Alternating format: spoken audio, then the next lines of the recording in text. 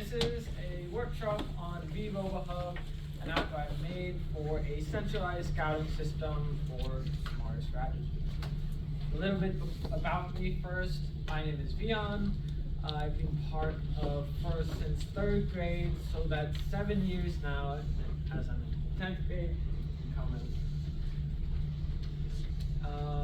I'm the code and scouting lead of Team 7414 Retro Robotics. I'm the creator of vScouter, a scouting app used by 20+ teams worldwide. And I love using technology, innovation, and the effects of that of helping to the community, where almost everything I make is open source, whether it be vScouter, VRoboHub, which I'm talking today, or any other random app I make. My personal portfolio, if you're curious, is at beyondc.netify.app. And I have a YouTube channel, Beyond the Bot, where I talk and explain about the apps I create. For example, for vScouter, I created multiple videos explaining how to use it, and other various things that I create. Okay, let's start with a little icebreaker activity. Raise your hand if your team struggles with consistent scouting data. What about has trouble coordinating across events? Or wants better strategy tools? Okay, it seems like we have a lot of scouting issues in this room.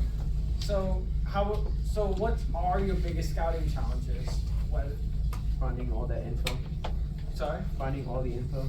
Finding them? Like scouting itself? Yeah? Like having a system that people are able to just use without like a significant amount of prior training. So like simplicity and ease of use. Running near solo for several months. So also like a lack of people, yeah. Right? Any others? Okay. So, kind of summarizing what as a consensus is a little less of this what we've heard, but a lot of teams just scout differently, whether it's using different apps or using paper scouting. You always have different formats, and then also having data. It's hard to compare across events where you have data for one event, but you need one way to combine it across events and maybe see a team's progression. Or even if you haven't been to a team's last event, you don't know how they did unless you do pre-scouting. And then quality varies match to match, like what you talked about, where you're having issues teaching your other members how to actually scout. So maybe there's issues where a member scores a robot to L4 when they really meant L3. And also a lack of people. Not all teams have a bunch of people at their resources, and seeing that it takes 6 people just to scout one match, and then that's not even including scouting breaks and other emergency pull-offs, and you need more than 6 people just to scout. And for small teams, that can be a big issue. So, to solve this issue, I have made VRoboHub. So, this is an app where all teams can contribute their scouting data into one centralized place. And what this does is it allows for improved accuracy and fairness. And it's for collaboration and not competition, where everything is shared to everybody instead of private scouting alliances or simply not even having a scouting alliance. And it's free, open, and team-friendly. It's open source. Anybody can contribute and add their data in. And it's not made to just throw out your entire system, right? You have your own scouting methods, and that's important, whether you have the experience to develop it on your own. But this place, VRoboHub, allows for a place to to work together rather than creating a whole mainstream scouting app. So you can still collect however you want, but this is just one place to upload it. Some things about it is it has a centralized data upload where everybody can upload it to one place. It has an API and UI, which I'll be talking about and explaining next. And associated with the API, it has auto cleaning and validation, meaning when you upload something onto the API, there's a specific way it has to be organized, and to keep everything structured correctly, it will tell you you have an issue at this key, saying that Coral underscore L4 should be named L4 underscore Coral, something similar to that, or different values. And then the plan is to have multi-event tracking, where we can see, let's say, even though you maybe didn't scout at Ben Salem, but the team you're going against has been at Ben Salem, you can see their progression off of all the events they've been to, such that you have the data and you don't need to go out looking for it. It has built-in data visualizations, whether that is match trends, pick list aids, and team dashboards. Where one obstacle teams face is not just getting the data, it's also visualizing it. Because that can be a big blockage, because data by itself isn't useful. It's how you interpret it and create visualizations based on it. So it has that built in, or you can export it as to a CSV file, or JSON file, or to different formats, which is being planned in the future. And then it has easy access online, so that anybody can use it. For example, one of the suggestions I got from my scouting mentor last year was they had trouble opening up the Power BI analytics on their phone, which were screenshots, on their phone during in the pits. So this allows them to have an easy place to load the app on their phone easily. And again, it's an open collaboration model, so anybody can upload their data. So going into a little bit of how the backend of VRoboHub works is let's say we have two data formats. One is a JSON file and one, let's say, is a CSV file. And this guy is trying to upload it to the UI and this guy to the API. So when they go to it, it is organized into the schema, which is just the organization, like base structure of what should be uploaded. They put it in, and then it'll combine the data since it's all in the same schema, and then you can export it using the API or UI. So it can be interswitched, where the UI can grab from a person who uploads from the UI can also export from the API, since everything is combined into one database in the back end. So let's hop into a demo. Okay. So this is a work in progress app right now. So some things have not been done, but this serves as an example of what the future of the app might look like. So here you would select the event you would be going to, or you can create an event. So if we go here, it'll fetch the match schedule from the blue lines, and we can see, like, for example, in match 1, we have Team 75, Mobile Raiders, and so on the red lines and blue lines. We can see who won. And then we also see here that in match 1, the red lines was not fully scouted. So it directly tells you right there that your data is missing those three data points. So, and that allows you to highlight discrepancies in the data, where not just missing data, but once the different sets of data gets combined, the idea is that it allows you just to see there's a difference in, let's say that one team uploaded in a match that a team scored 5 L4, and then a different team said they scored 20 L4. It's a little, 20 L4 is a little out there, it's an outlier. So based on that, you can reasonably say that it's probably 7 L4. Yeah, did I say 5? 5 L4. Or you can go back to the video and check based on that. And one of the bigger things is the built-in analytics. So when we go here, we have team-specific and overall analytics. So let's say that we look at team 7414, and we're able to see here is just some preliminary information. So their climb success rate, how many times they climbed. So just their climb success rate can kind of give you a false impression, saying that 100% of the time they climbed successfully, but you actually just climbed twice. So in this competition, you can see, weigh that into researching into a team. Then we can see our breakdown rate, only 8% of the time, and then their wins, losses, and ties from the blue lines. So our first graph here is the teleop coral placement distribution, whatever.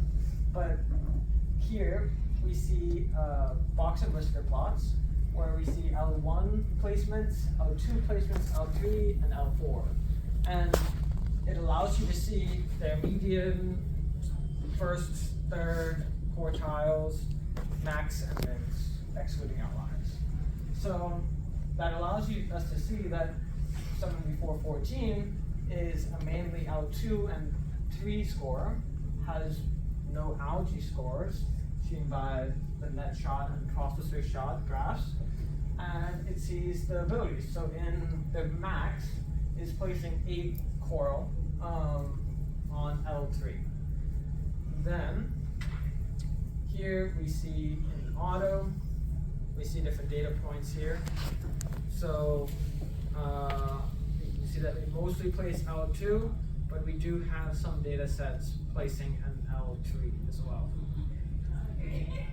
And then we have over time metrics, which is self-explanatory, but based on all of the qual matches, we're able to see their progression.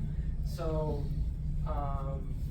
we can see that were they just kind of inexperienced at the beginning of the match, beginning of the competition, and was growing in strength and in skill, and having an upward slope of increase.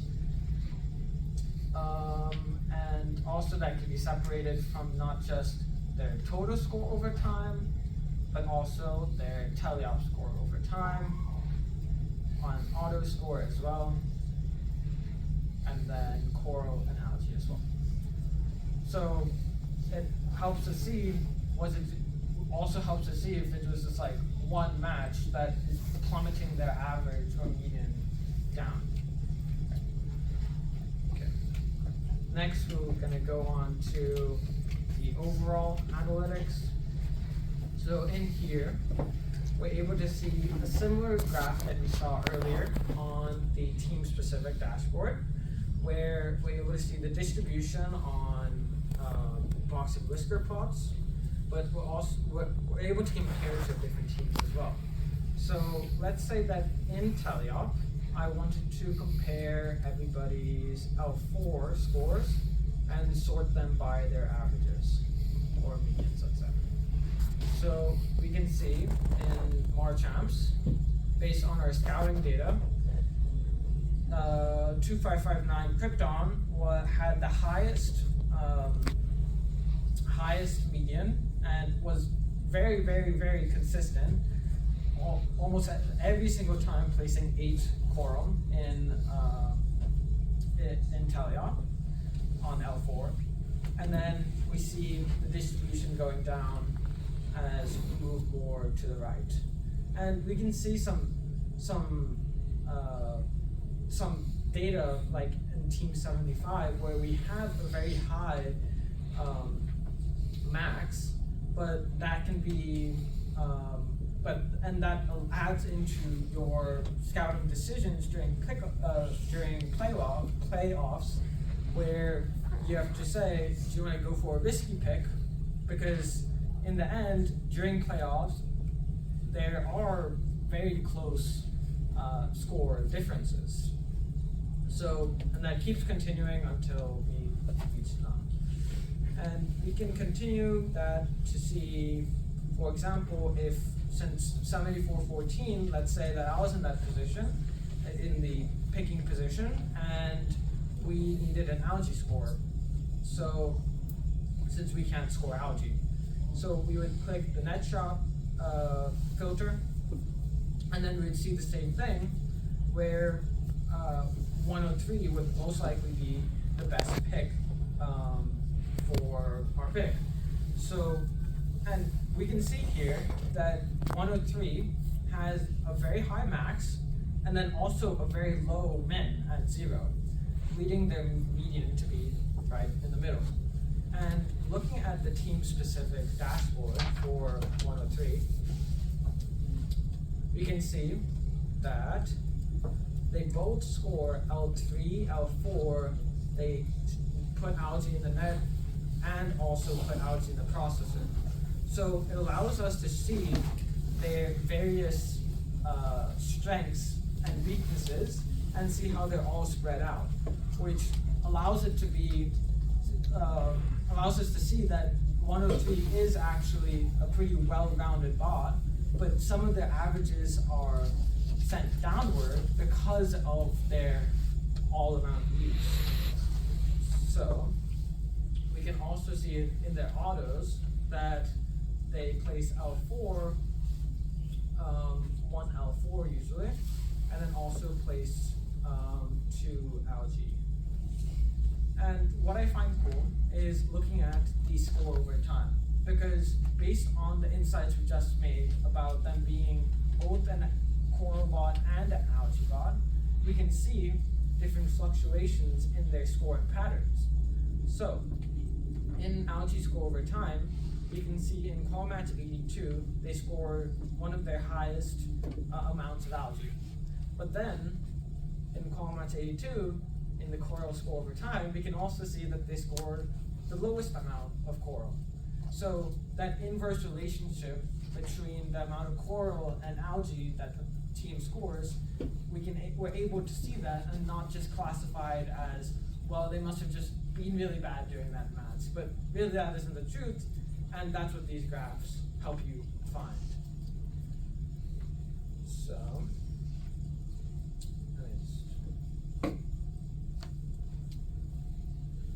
okay. So, what VRoboHub allows us to do is, as we talked about before, is it improves accuracy, where everybody can essentially share their scouting power, because you're just sharing all the data together, and in that also helps small teams without big scouting departments. Because in an earlier session, I was listening, and one of the people asked that they were a rookie team, and they said that they were almost bullied into playing defense each time. And then the presenter said that the best way to stand up for yourself is to actually prove that you can do it. And to do so, you should probably bring scouting data with you saying that we actually scored 10 coral during this match. What VRoboHub allows us to do is these teams don't necessarily have that many resources to just scout all of the matches. So what VRoboHub does is it gives them that data so that they can vouch for themselves and level the playing field. And continuing as the byproduct of this is it raises competitive fairness, where everybody's given the same chance to try to contribute to an alliance or work or make the best decisions during playoff selection. VRoboHub also encourages first values, where it's competition because teams are helping teams while still competing with each other. Gracious professionalism because we're sharing data for fairness. Innovation, where we're creating these unique models each time with everybody's data together. And inclusion, where everybody gets to have data, whether it's the small teams or the big teams. Shared data is a win-win. So what do you think, what do you wish your dream analytics program would be? Because as it's a work in progress app, I'm always looking on what analytics you want or what data sets you want. So what do you guys use? What do you guys really like? Whether it's in pick lists or during the alliance huddles. I think especially in pick lists, like if it's displaying a statistic that is either really like negative or really positive, but it's like that climbing when you could like they climbed 100% of the time they try to climb twice. I think it's really important to have, especially in picks where you might be under time pressure, maybe just a little asterisk that puts itself next to it that they only climbed twice. Yeah. Like they didn't do something very often. So almost giving like a second perspective. Yeah. Yeah. I think as far as like the visualizations, like you were showing box and whisper plots as being like the primary visualization for like averages, quartiles, things like that. I think it would be a good thing if you could like isolate like a single one of those, like say you only wanted to know the median for each level of how much was scored, just as like bar graphs or things like that, just to make it simpler to see for certain statistics. Yeah. So you have your all competition comparison, but I also want to have the ability to take teams out of that as well. So as I'm going through picking, if I know what I need is the best net bot, I want to remove everyone who's already been picked. Exactly. So I just have my current context Yeah. bot. Okay, yeah, that was really great. I mean, one of the, like, for example, your feature, like, a lot of these things, like, I've been working towards migrating it from Power BI, which is the previous platform, towards this, and that'll help it become available for everybody.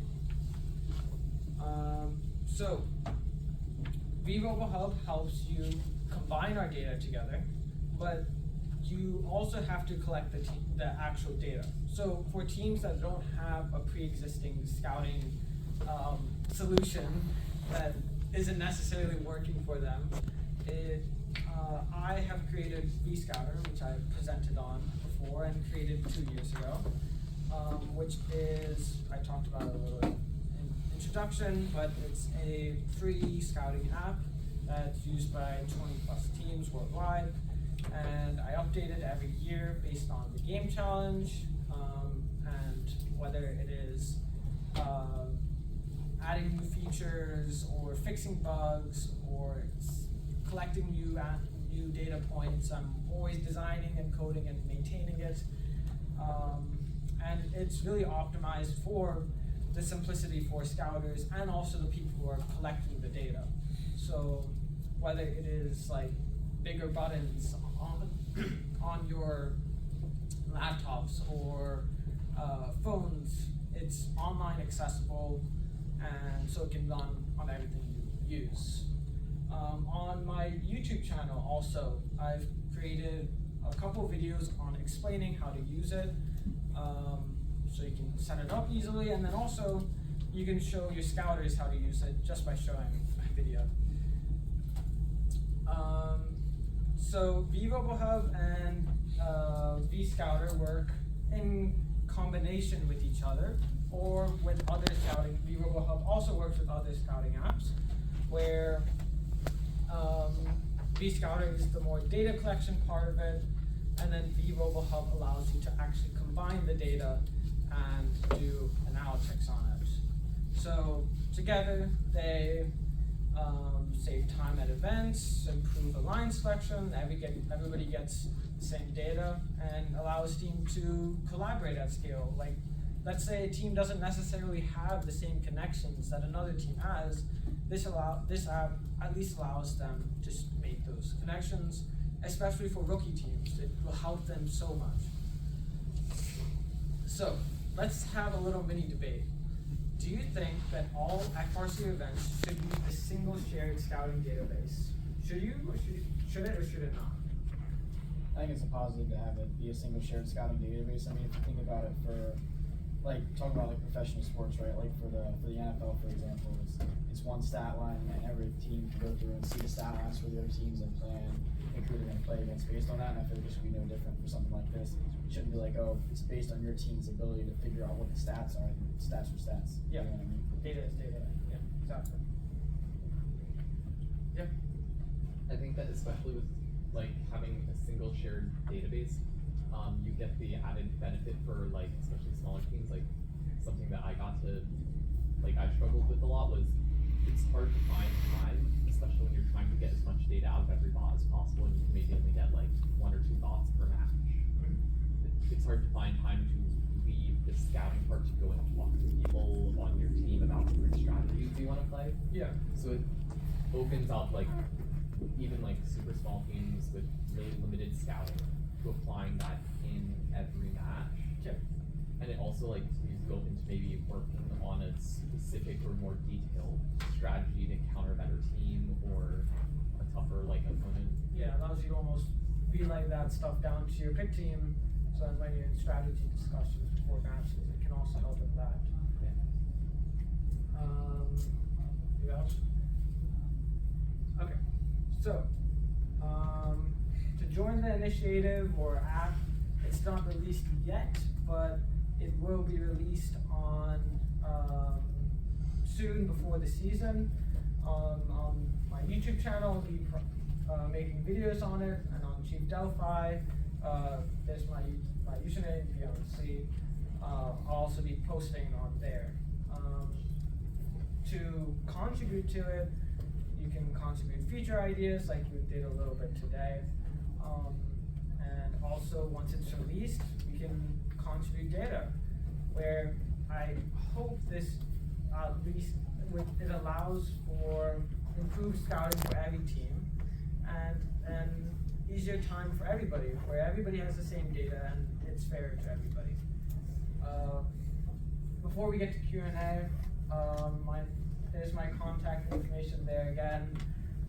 It's my website, beyondc.netfly.app, where if you'd like, you can also see all the other stuff I'm working on nowadays, different projects. Or there's my email where you can contact me. But any questions? What's your current plan to get this implemented, like across first in general, even just first, middle, rank, and beyond? Because I think these can be useful for all of us, like as far as like advertising and just making people aware of the availability of something like this. And what's your plan to like, get the word out? Probably to like Chief Delphi, which is a platform where everything, a lot of these apps are shared. But other than that, most likely like conferences like this, trying to spread the word of it. Does this work offline? It has plans to. So the way it's structured right now is what I'll show you. I only ask, I know sometimes that depending on what venue you go to, internet is not So always reliable. when you load in, it collects all this data from the backend, the server. So the plan is to cache that data, and then every time you connect to the internet, it'll basically update it. So it's kind of like a back and forth system. But I hope to get that out at least before I release it, so you can actually use it during your competition. What's powering your front end here? That's React.js with Material UI. What are you, so you're building it on Netlify, but what are you building it against, like Gatsby or? Oh, the backend is in Supabase, but then the backend is in Supabase, and the API. So it's organized where we have the backend, and that hosts each of the events, and then also the data for the events. Then we have the API, where hosted on Render. And then there you can generate an API key. But you can generate an API key and you can access the API individually, and then the UI serves as a almost wrapper of the UI API. Okay. So Are you gonna open source this? it is open source actually. It's on my website. The link on your website did not direct me anywhere. It's if you go there, maybe I have to fix it. Here I can. Yeah.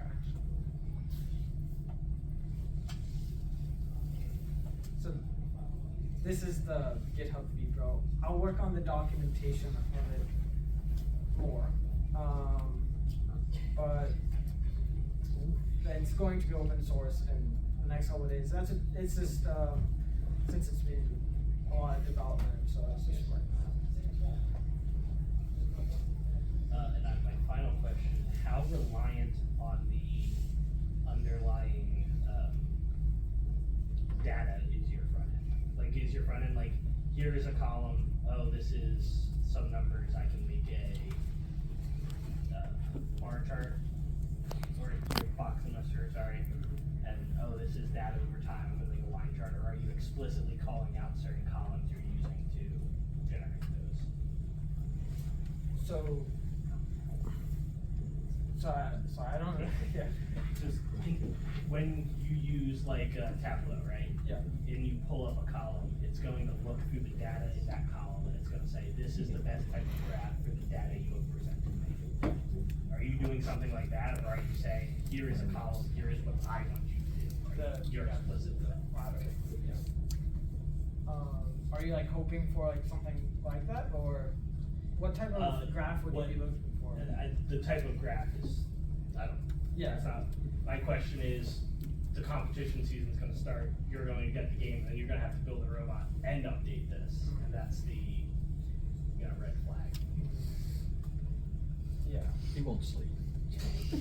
Open source is more. Yeah. Everyone also needs to, work on their robot, and at least for us, scouting and strategy stuff has always been like we have a competition next week, let's throw something together. And that's something that needs to be avoided, especially on an open source application. Yeah, so early in your presentation, you talked about issues, and one of the issues was data quality. As Mr. Larkin would say, the carbon-based unit is the one that's entering the data. How do you deal with human inputted data and its suspect nature? How do you deal with a team putting in data for their own robot that maybe isn't true, for example? I guess that's that's the whole point of this, right? My vision for this is, for example, maybe in the info tab it says like discrepancy in the data and saying in one data set we have 7 and another set this team inputted 300 for their L4 scores. Try to bump it up a little bit. Yeah, I wonder if there isn't some kind of like confidence indicator you could put in that would tell you, hey, yeah, this data, Is it reliable? is more reliable than this data. I don't know. I don't know. I mean, I don't know. Yeah. One thing, this takes everyone's data and mushes it together, right? Yeah. So that's hiding that. You could go in and put in 300 for you, but if 70 other teams say you scored 5, Well, that 300 is going Sure, to be. sure. Given enough data, Yeah. but when you're talking about, we're at week 1 competition and you got data points of 12 matches. That's it. It actually. Or like somebody throws 3,000 in instead of 300. Well, hopefully he can put that, take care of that issue. But if you have multiple people scouting that, you'll like for match 1, you will Yeah. have 30 people saying, oh, they scored 30, and then you have one person saying they scored 300. Right. So you can use that to detect errors. Right. So that could be something like a confidence indication. Yeah. Rather than everything just being averaged together or medians together, it actually is in the back end. It's organized as everybody's uploads are individual, so they're still preserved.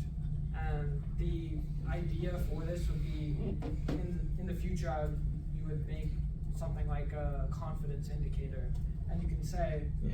and this team uploaded this data set, this team, and so on, and then you just compare the values together. Yeah, so to Jake's point though, if you have one match being scouted by 3 different teams, you could compare their, each of those 3 teams' data for that one match and that one team and go, hey, we got a discrepancy here. Yeah. Who do I throw out?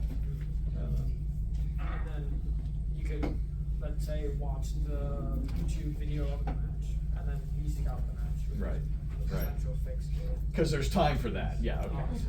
Well, I think that's a really good thing to have built in, that if you see something that looks odd, you can go back and look at it, and you can scout right there of the video and say, oh, obviously they made a miscount of this or of that. I was gonna say on more like another note of that, I think that's one of the advantages of using like the box and whisker is like, if a team wants to drag up their averages and they put 300 in and you look at their statistics, max scored 300, you can go back and look at that match. If you only saw the averages, I want to bring up something or you about only that. saw the top score, they could just put in one good top scorer. So during March ends, one kid on our team forgot the difference between L4 and L3, and they started to put L4 as L3 on when scoring a robot. So you can see here, we have some data points here, and it's saying the max, they actually scored one L4, even though we physically don't have the ability to. But because of the median and because of the max, the drawn max, excluding outliers, it basically excludes it. Okay. Any other questions? I have a question. Yeah. Why does all your software start with a V? I was gonna have a V. Yeah. A little bit of pattern there. Ah, okay, good. I like it. VRoboHub. Yeah. Is there any kind of report system for fabricated info, or is it just like a little warning saying, hey, this may not look right? Well, it hasn't been coded yet, but it's most likely would just be a little report. But that is a great idea. Maybe sending like reports to the whole the event saying that this team may be suspected of. I think what he wants is, he wants to be able to email you and say, fix this data, it's wrong. Email address. Right, is that what you want? I'd say, I pulled up the Vscout on the web browser on my phone. It looks great, nice job. Buttons were easy, I just was clicking around for Rescape, and it was easy to figure out, easy to use. Well done. Thank you so much. And I hope to continue that next year as well, and so on. I was gonna ask, does it require like all of these different data points? Because it can definitely help, like especially with the less trained scouting team, to tell them like they only need 3 things. So if we want to submit to it, can you just put not applicable on things? Does that work? Yeah, that is that's a good suggestion. I mean, I think that because some teams don't necessarily want to scout everything because their accuracy is on it. Yeah.